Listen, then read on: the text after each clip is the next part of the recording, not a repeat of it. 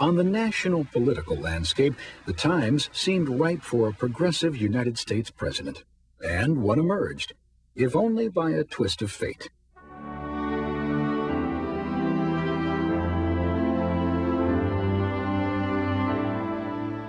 Six months after being elected president for the second time, William McKinley was assassinated, and his running mate, 42-year-old Vice President Theodore Roosevelt, succeeded him in 1901.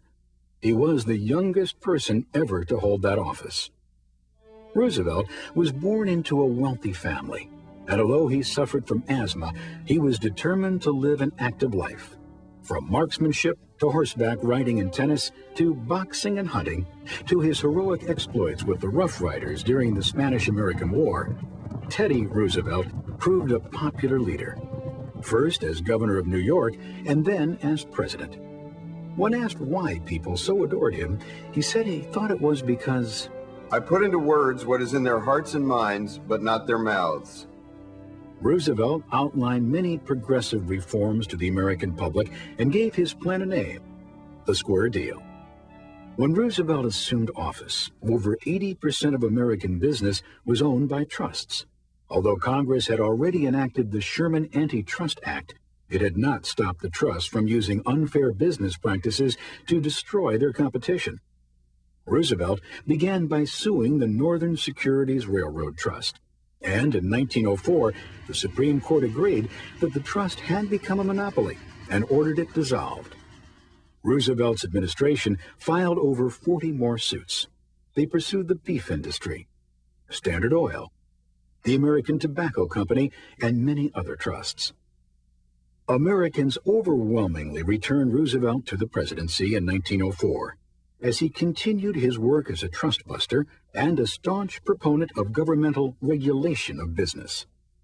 The many other progressives who were serving in local, state, and federal government helped Roosevelt to get the support he needed to get his proposed laws passed, like Mayor Samuel Golden Rule Jones of Toledo, Ohio, Governors Charles Aycock of North Carolina, Albert Cummins of Iowa, and Fighting Bob La Follette of Wisconsin, both of whom became United States senators.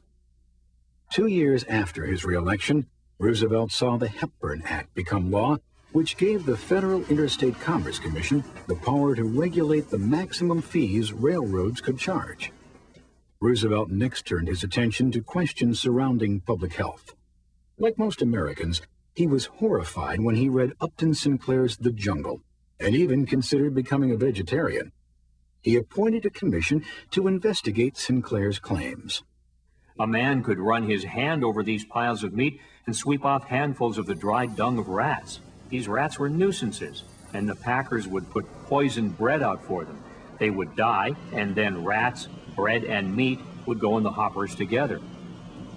Sinclair's charges of unsanitary conditions proved to be true. The commission confirmed his description of potted ham as a hash containing ground rope and pigskin. So in 1906, with Roosevelt's urging, Congress adopted the Meat Inspection Act.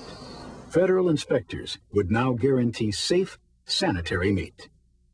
That same year, more reforms followed, with the passage of the Pure Food and Drug Act.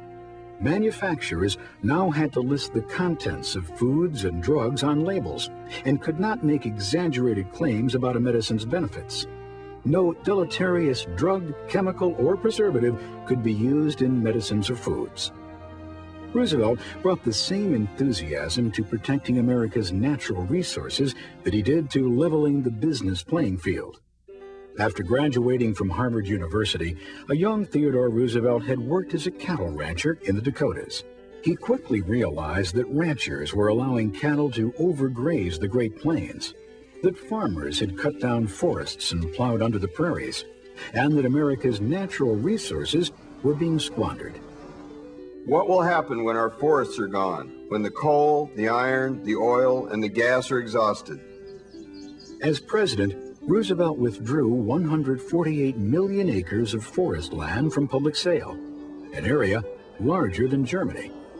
On the advice of his friend, naturalist John Muir, Roosevelt established over 50 wildlife sanctuaries, 5 national parks, and designated 18 national monuments. He also put fellow conservationist Gifford Pinchot in charge of supervising the national forests. The nation was obsessed by a fury of development.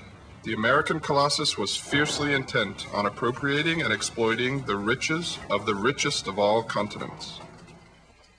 Roosevelt was so determined that Americans realized that the country's resources were not endless that he even banned Christmas trees in the White House. Theodore Roosevelt ignored tradition and redefined the image and scope of the President of the United States. He chose to be vibrant, visible, and accessible. Roosevelt was the people's choice throughout America, and in turn, America allowed him to use what he called his bully pulpit to accomplish his goals of reform and governmental regulation. However, a third term as president wasn't in keeping with tradition. So, bowing to President, Roosevelt instead handpicked his successor.